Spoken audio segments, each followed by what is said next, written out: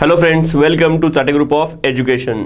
आज आपण एक नवीन चॅप्टर स्टार्ट करणार आहे, तो म्हणजे सुपरपोजिशन ऑफ वेव्स। 12th मध्ये हा चॅप्टर खूप महत्त्वाचा आहे आणि ह्या जोडीला लास्ट इयरला आपण साऊंड वेव्स हा चॅप्टर बघितलेला आहे। मग साऊंड वेव्समध्ये तुम्हाला माहिती आहे की what is wave, types of waves, त्याच्यामध्ये progressive wave, properties of progressive wave. Progressive वेव्हमध्ये दोन टाइप्स, त्याच्यामध्ये लॉन्जिट्युडिनल वेव्ह आणि ट्रान्सव्हर्स वेव्ह। हा सर्व वेव्हचा जो काय बॅकग्राऊंड आहे हा आपल्याला ऑलरेडी माहीत आहे।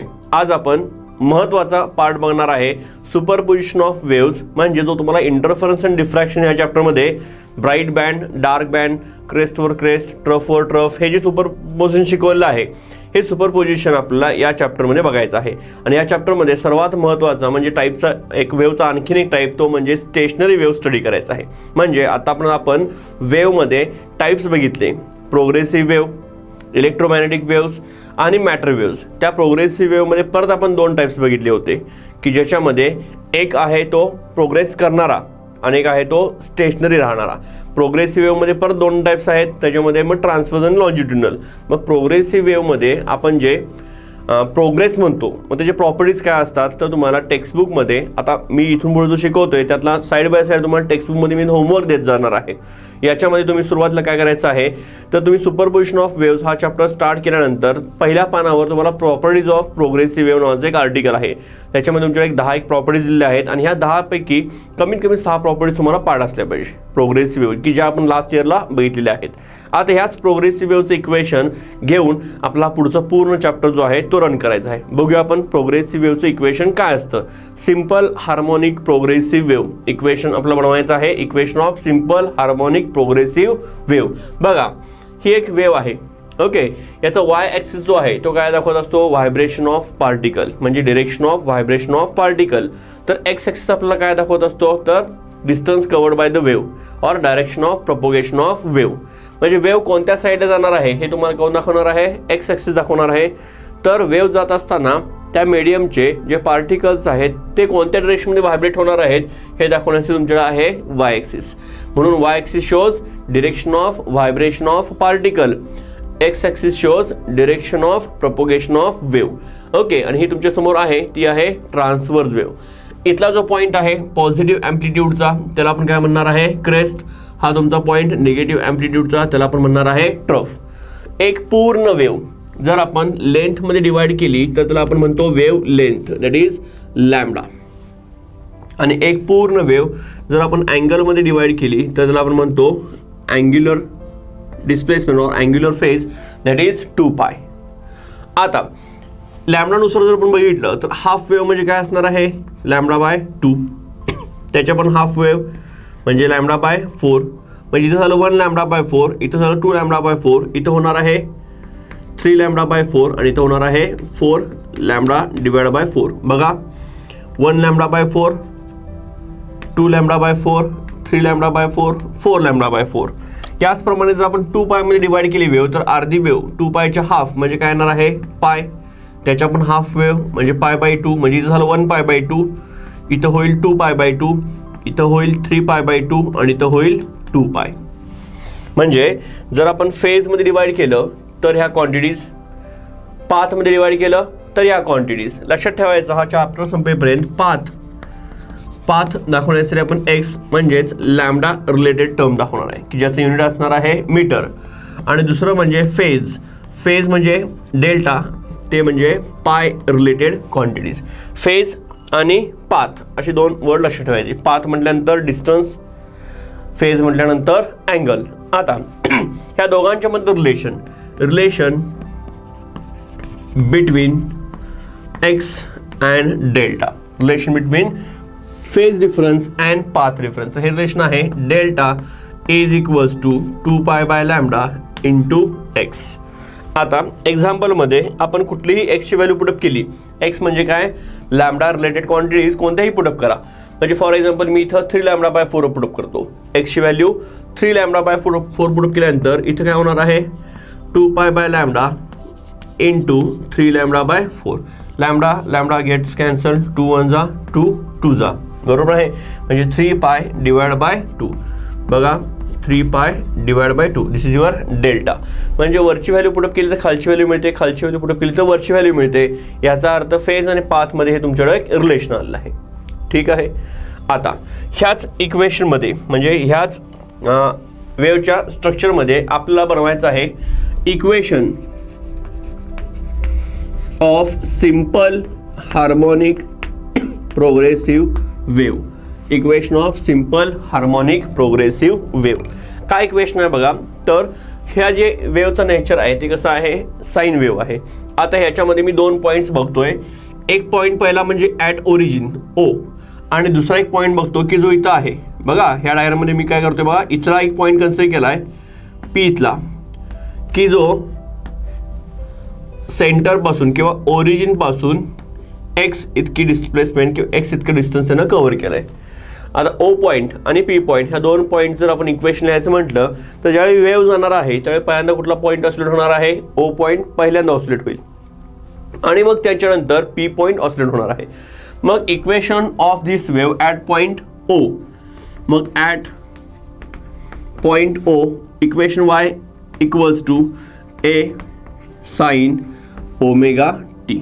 बघा इक्वेशन काय बनलं, y is equals to a sine omega t. कुणासाठी, ओ पॉईंटसाठी. का तर हा साइन वेव्ह आहे आणि साइन वेव्हचं equation y is equals to a sine omega t. हे आपण ऑसिलेशनमध्ये देखील बघितलेलं आहे आणि इंटरफरन्स अँड डिफ्रॅक्शन म्हणजे वेव्ह ऑप्टिक्समध्ये देखील बघितलेलं आहे. दुसरा पॉईंट म्हणजे at point P. P point काय आला आहे, याच्यापेक्षा नंतर ऑसिलेट होतोय म्हणजे याच्यापेक्षा हा पॉईंट मागे पडला आहे. मग मागे पडला असेल तर त्याचं इक्वेशन लिहित असताना y is equals to a sine omega t minus delta. मागे पडलाय म्हणजे डेल्टा इतक्या फेजनं तो काय झालाय, मागे पडलाय, लॅगिंग बिहाइंड. आता ह्याच्यामध्ये आपण ओमेगाची व्हॅल्यू पुटअप करूया. ओमेगा म्हणजे काय आहे 2π/t आणि डेल्टा म्हणजे काय आहे 2πx/λ. म्हणजे इथे आपण ओमेगा बरोबर 2π/t आणि डेल्टा बरोबर 2πx/λ. ह्या 2 व्हॅल्यूज त्याच्यामध्ये आपण सबस्टिट्यूट करूया. म्हणजे इक्वेशन काय बनेल, y is equals to a sine what is the value of omega. Omega म्हणजे काय आहे 2π/t. ओमेगाची व्हॅल्यू पुटअप केली इंटू टी, हा टाइम इंटरवल आहे असंच आहे. त्याच्यानंतर मायनस डेल्टा. डेल्टा म्हणजे कोण आहे 2πx/λ. 2πx/λ. ठीक आहे.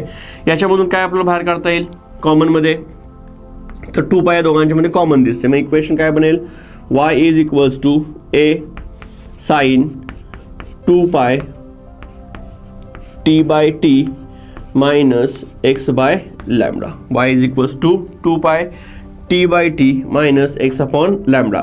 This is your equation.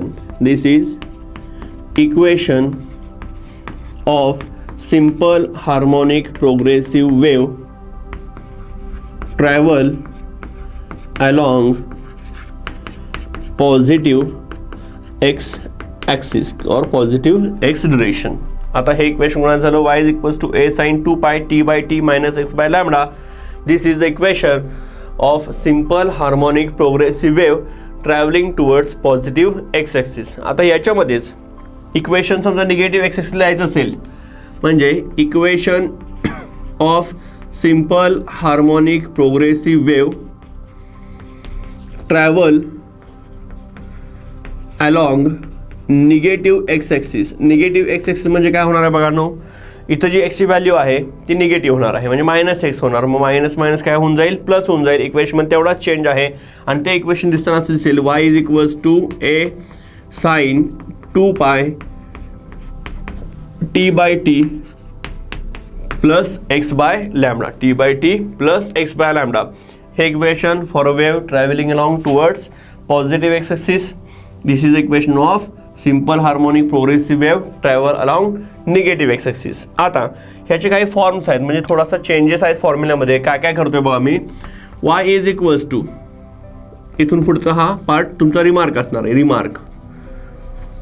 Remark y is equals to a sine 2πt/t minus x/λ. बरोबर आहे. आपला फॉर्म्युला माहिती आहे बघा, as frequency is the reciprocal of time period. n is equals to 1/t. म्हणजे इक्वेशन काय होईल, y is equals to a sine 2π 1/t च्या बदली लिहिणार आपण n, म्हणजे हा फॉर्म्युला दिसणार nt minus x by lambda. Okay, म्हणजे हे फर्स्ट फॉर्म झाला इक्वेशनचा, हा सेकंड फॉर्म झाला. पुन्हा आता मी ह्यातून n बाहेर काढणार आहे. मला n बाहेर काढायचा असेल तर y a sin 2π बघा nt minus x into n divide bye lambda into n. ठीक आहे, म्हणजे n मल्टिप्लाय n डिवाइड केला. तर ह्या दोघांच्यामधून n बाहेर काढूया, म्हणजे इक्वेशन मिळेल y a sin 2πn into bracket t minus x divide by n lambda. आता आपला एक फॉर्म्युला माहिती आहे, मागच्या वर्षी झाला आहे, v n lambda. n lambda.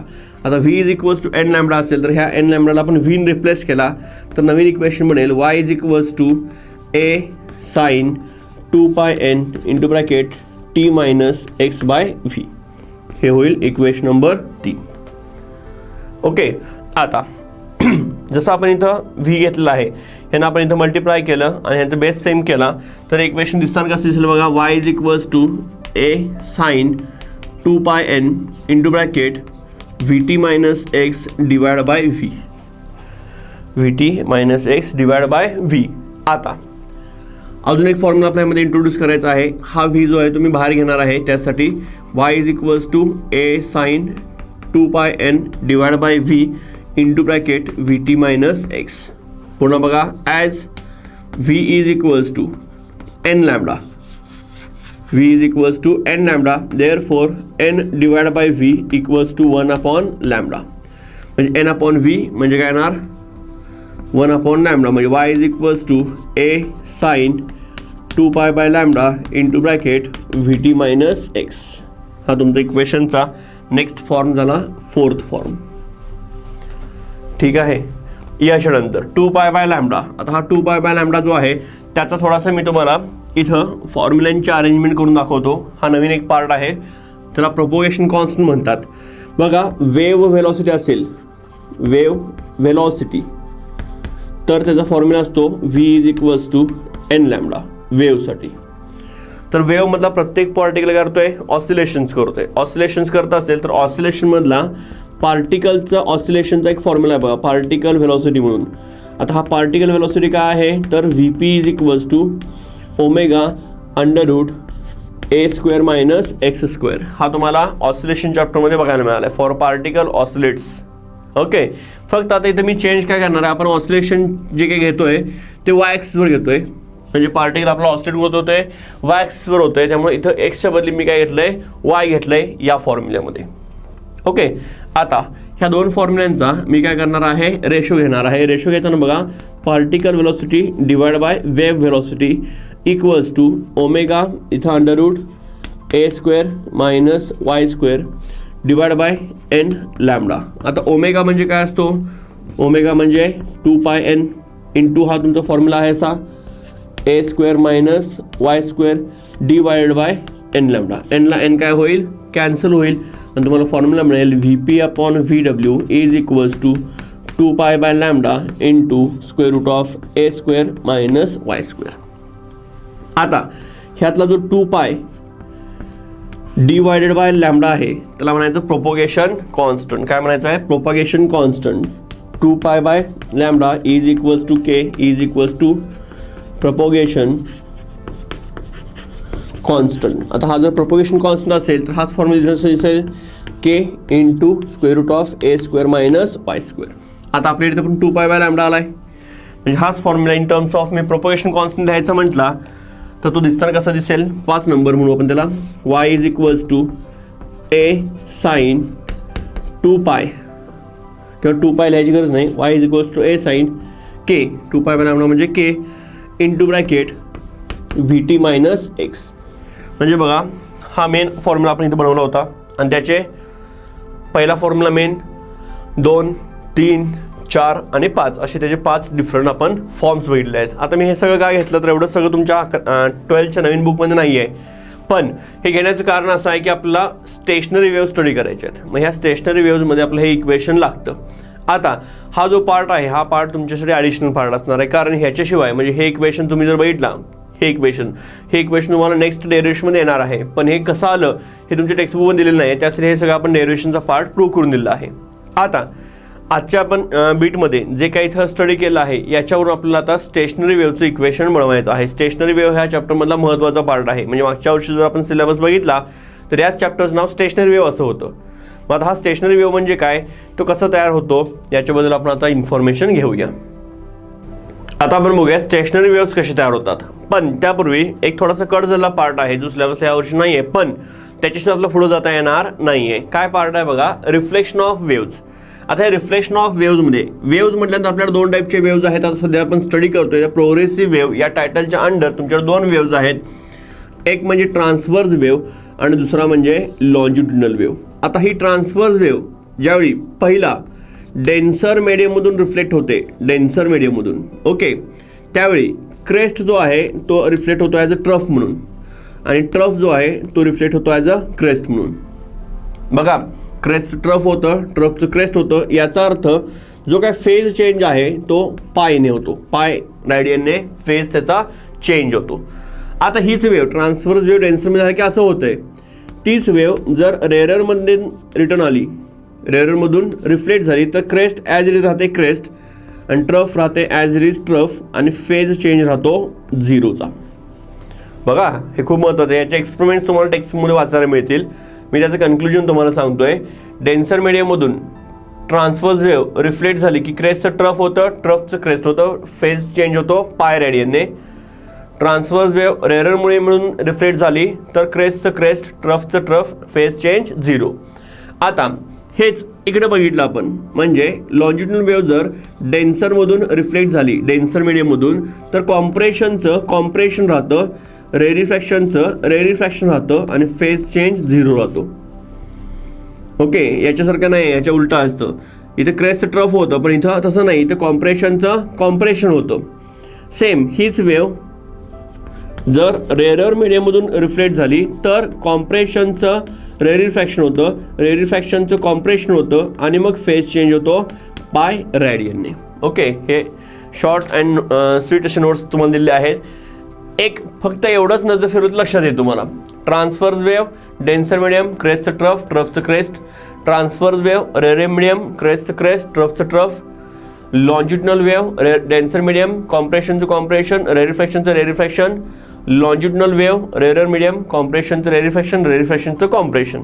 Okay, आता याच्यावरच डिपेंड असणार आपल्याला बघायचं आहे स्टेशनरी वेव्हज. बघा, स्टेशनरी वेव्हजमध्ये तुमच्याकडे दोन वेव्हज दिसत आहेत तुम्हाला, पण वेव्हज बघण्याचं जरा थोडासा नजर बघा.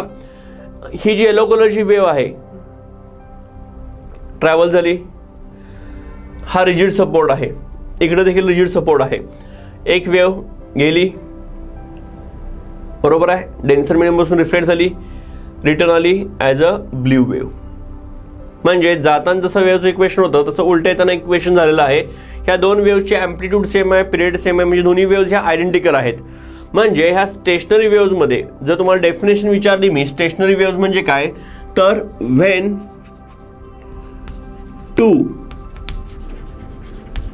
आयडेंटिकल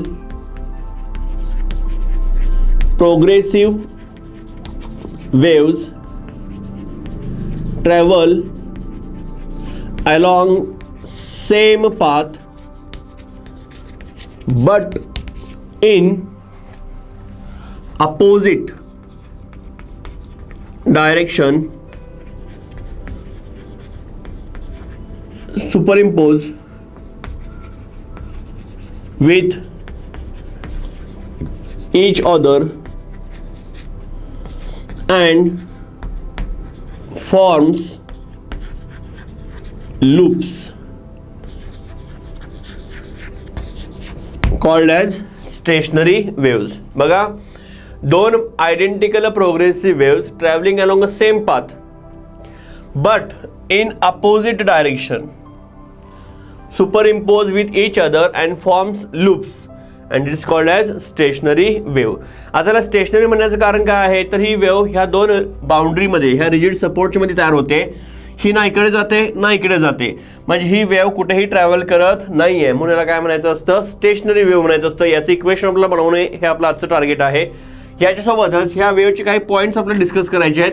याच्या तुम्हाला कॅरेक्टरिस्टिक्स, जसे मी तुम्हाला पहिल्यांदा प्रोग्रेसिव्ह वेव्हच्या प्रॉपर्टीज किंवा प्रोग्रेसिव्ह वेव्हचे कॅरेक्टरिस्टिक्स स्टडी करा म्हणून सांगितलं, 10 कॅरेक्टरिस्टिक्स 6 पार्ट पाहिजे, तशाच तुम्हाला स्टेशनरी वेव्हचे देखील कॅरेक्टरिस्टिक्स स्टडी करायचे आहेत. त्या कॅरेक्टरिस्टिक्स काय आहेत बघा. Some points in this wave are permanently at rest, म्हणजे त्यांचे अँप्लिट्यूड काय आहे 0. हे पिंक डॉट केलं बघा, त्यांचे अँप्लिट्यूड किती आहे 0. त्या पॉईंटचं नाव आहे नोड, NODE, त्याला काय म्हणायचं आहे node. Okay. While some points vibrate with a maximum amplitude, some points vibrate with a maximum amplitude called as antinodes, nodes, antinodes. जसं crest, trough, compression, rarefaction, तसं nodes, antinodes.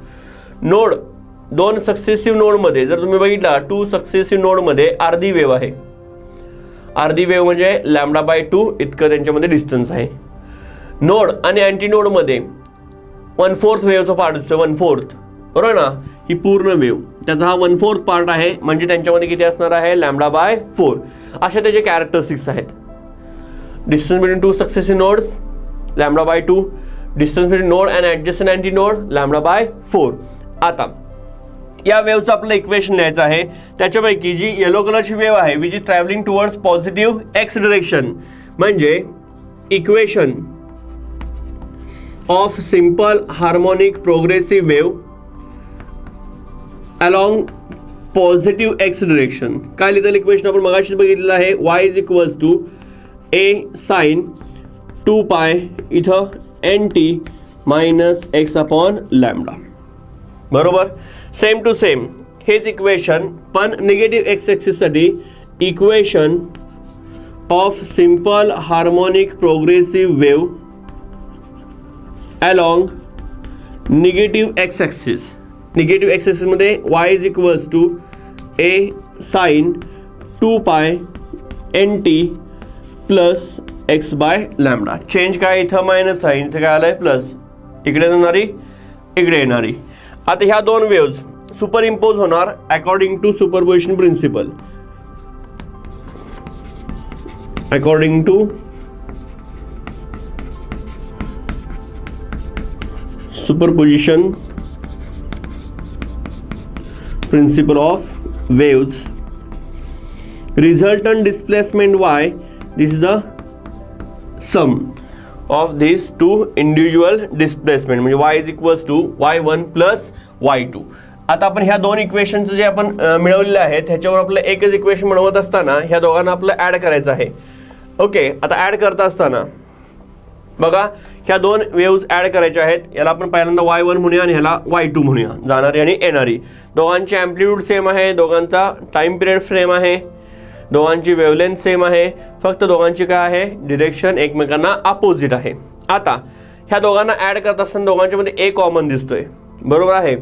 आता ए कॉमन घेऊन जर आपण ह्यांना ऍड केलं म्हणजे y is equals to a inside the bracket sine 2π nt minus x by lambda plus sine 2π nt plus x by lambda. ठीक आहे.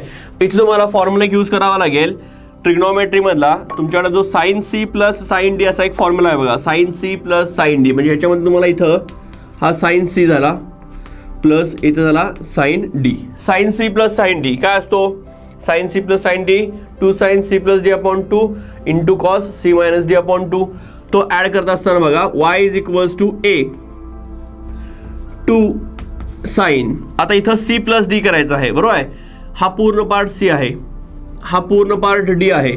मग सी प्लस डी मी तुम्हाला इथे शॉर्टमध्ये करून दाखवतो. सी म्हणजे 2π nt minus x by lambda, d म्हणजे 2π nt plus x by lambda. Okay. मग सी प्लस डी करत असताना ह्यातून आपण 2π बाजूला काढला तर nt minus x by lambda plus nt minus x by lambda, बरोबर आहे. मायनस एक्स बाय लॅम्बडा एकमेकाला कॅन्सल होईल. 2π इंटू 2 टाइम्स nt इथं सी प्लस डी आणि डिवाइड बाय 2 केला तर इथला एक 2 कॅन्सल होऊन जाईल आणि तुम्हाला मिळेल 2π nt. बघा सी प्लस डी अपॉन 2 काय मिळणार आहे 2π nt. मग इथे 2 sine c plus d upon 2, c plus d upon 2 म्हणजे काय 2π nt into cos c minus d करायचं आहे. आता सी मायनस डी करता इथं मायनस होणार, इथं मायनस होणार, बरोबर आहे, आणि इथं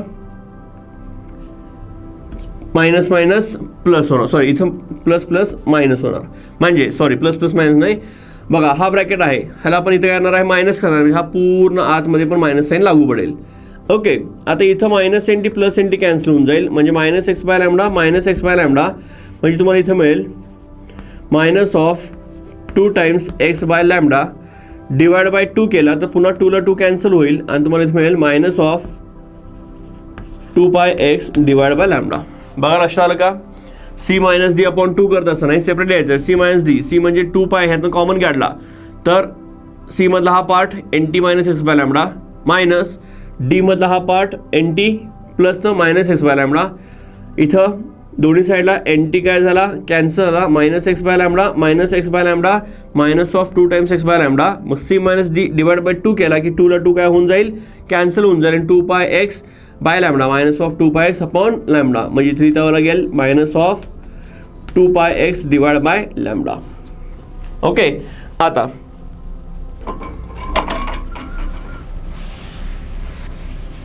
जाऊया पुढे. आता ह्या 2a ने मल्टिप्लाय करूया आतमध्ये, म्हणजे a ने मल्टिप्लाय केलं आतमध्ये तर काय होईल 2 टाइम्स a. दिसताना इक्वेशन कसं असेल y इज इक्वल्स टू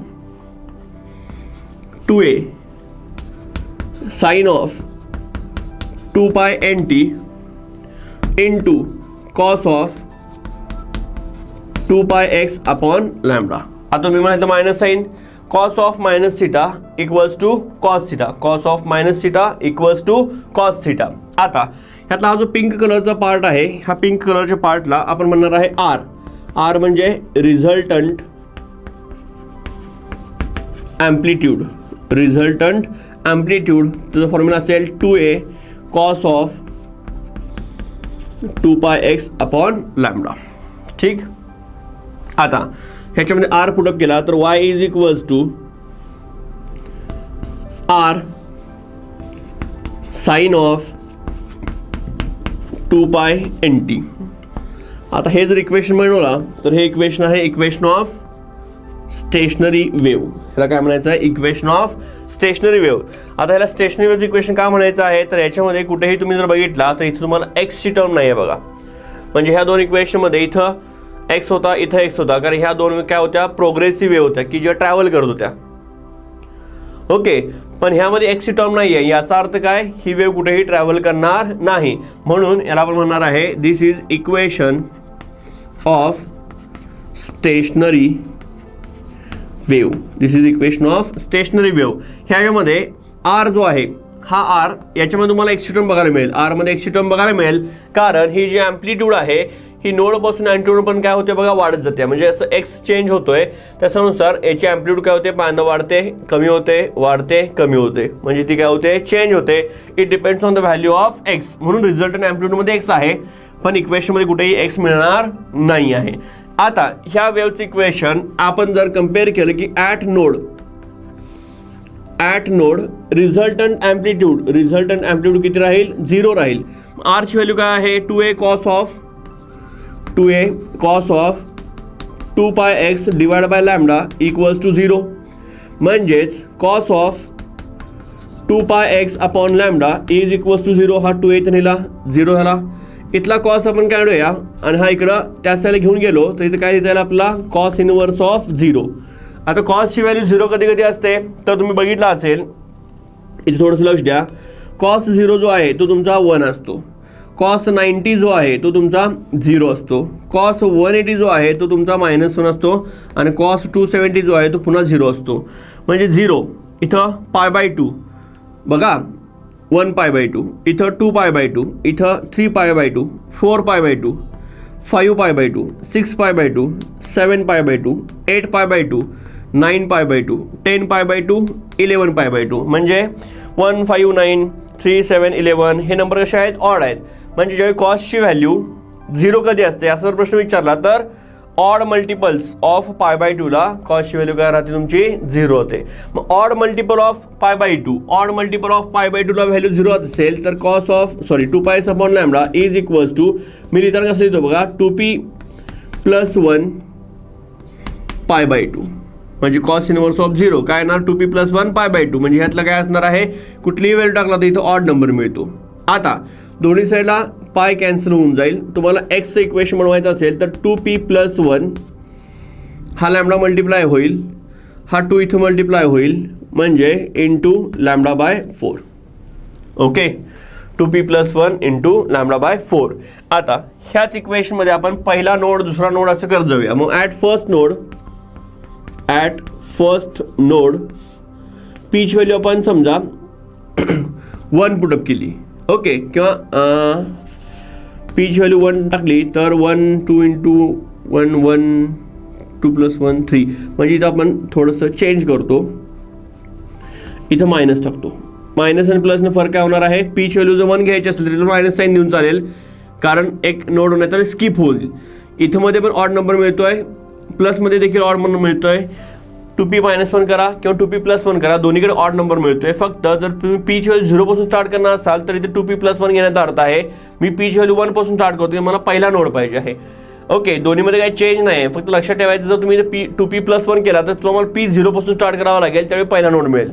मग ते परत मिसमॅच होणार, मग इथं 0 म्हणजे पहिला नोड 1 म्हणजे दुसरा नोड असं नको, त्यासाठी मी इथं मायनस केलेलं आहे.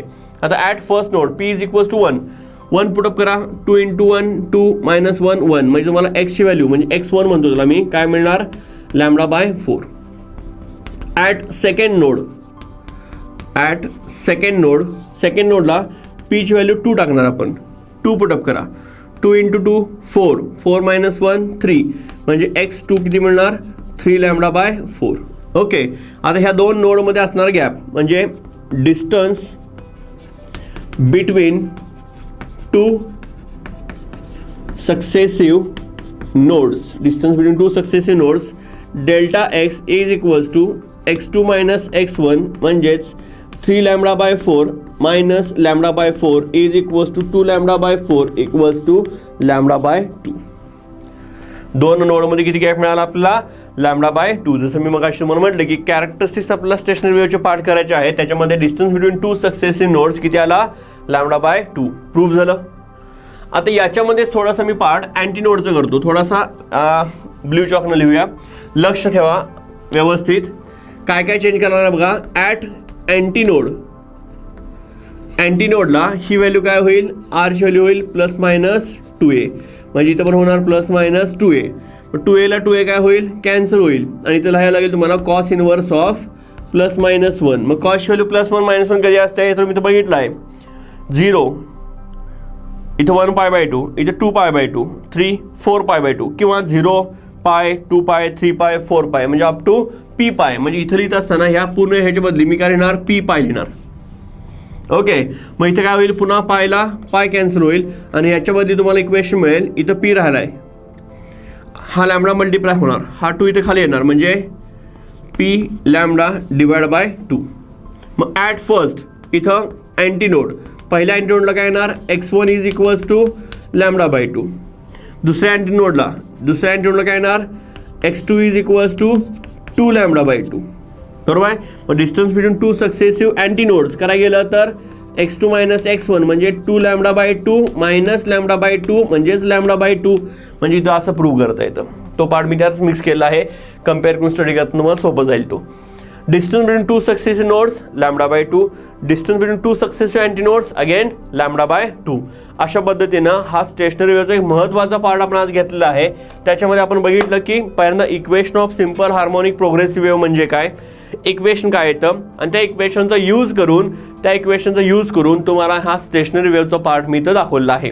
आता ह्या स्टेशनरी वेव्हचा पार्टचा यूज करून आपल्याला 3 महत्त्वाचे डेरिव्हेशन बनवायचे आहेत म्हणजे stretched string, pipe open at both end आणि pipe closed at one end. हे या चॅप्टरमध्ये 3 डेरिव्हेशनपैकी एक डेरिव्हेशन 100% पेपरला तुम्हाला येऊ शकतं. आता ह्या चॅप्टरमध्ये मी तुम्हाला काही पार्ट होमवर्क देणार आहे, म्हणजे तुम्ही टेक्स्टबुकमध्ये आला तर हा होमवर्क सिन्सिअरली करायचा आहे. पेज नंबर 131 वर प्रोग्रेसिव्ह वेव्हचे प्रॉपर्टीज आहेत. ह्या 10 प्रॉपर्टीजपैकी तुम्हाला ॲटलिस्ट 6 प्रॉपर्टीज पाठ असल्या पाहिजे. त्याच्यानंतर पेज नंबर 136 वर amplitude of resultant wave produced due to superposition of 2 waves हे एक डेरिव्हेशन आहे. आता हे डेरिव्हेशन सेम डेरिव्हेशन मी तुम्हाला ऑसिलेशन चॅप्टरमध्ये देखील घेतलेलं आहे. व्यवस्थित रीड करा. ऑसिलेशन चॅप्टरमध्ये देखील मी हेच डेरिव्हेशन घेतलेलं आहे. हे डेरिवेशन पुन्हा तुम्हाला इंटरफरन्स चॅप्टरमध्ये देखील आहे आणि इथे देखील आहे. त्यामुळे हा पार्ट करत असताना मी तुम्हाला ऑसिलेशन मधलं ते डेरिवेशन बघण्याची रिक्वेस्ट करेन. तो पार्ट तुम्ही डेरिवेशन इथं बघून चेक करायचा आहे. त्याच्यानंतर स्टेशनरी वेव्हचा फॉर्मेशन मी तुम्हाला इथं शिकवलं आहे आणि त्याच्या प्रॉपर्टीज ऑफ स्टेशनरी वेव्हज नावाचा 139 नंबरवर, पेज नंबर 139 वर प्रॉपर्टीज ऑफ स्टेशनरी वेव्हज आहेत. त्याच्यामध्ये देखील तुमच्याकडे जवळपास 8 प्रॉपर्टीज आहेत. ह्या 8 पैकी 6 प्रॉपर्टीज पाठ पाहिजे, ज्या मी तुम्हाला इथं बोर्डवर सांगितल्या. 2 नोडमध्ये, 2 अँट्रोनमध्ये. नोड म्हणजे कोण, अँट्रोन म्हणजे कोण, स्टेशनरी वेव्ह म्हणजे काय, ती प्रोग्रेस करत नाही म्हणजे त्यामुळे एनर्जी ट्रान्सफर करत नाही, असे जे पॉईंट्स आहेत हे 8 पॉईंट्स आहेत. त्यातले 6 पॉईंट्स तुम्ही पाठ करायचे आहेत. म्हणजे 2 मेजर कामं तुमच्याकडे आहेत. 2 वेव्हच्या प्रॉपर्टीज तुम्हाला ॲटलिस्ट 6 प्रॉपर्टीज पाठ करायचे आहेत, प्रोग्रेसिव्ह वेव्ह आणि स्टेशनरी वेव्हज. आणि एक डेरिवेशन जे आहे ते रिझल्ट आणि ॲम्प्लिट्यूड काढण्याचं, हे आपण मागच्या वर्षीपासून शिकत आलो आहे लॉ ऑफ पॅरलॉग्राममधून. त्याच टाईपचं डेरिवेशन आहे, ते एक तुम्हाला सेल्फ स्टडीला दिलं आहे. असे एकूण 3 होमवर्कचे क्वेश्चन्स मी तुम्हाला देतो आहे. ते क्वेश्चन्स व्यवस्थित सॉल्व्ह करायचे आहेत. काय डाऊट्स असेल मला डिस्कस करा. पुढच्या लेक्चरला आपण याच्यामध्ये ते डेरिवेशन म्हणजे फंडामेंटल फ्रिक्वेन्सी, हार्मोनिक्स, ओव्हरटोन्स आणि ते 3 डेरिवेशन्स आपल्याला इथं स्टडी करायचे आहेत. तर आजच्या लेक्चरला आपण इथं थांबतोय. Thank you very much.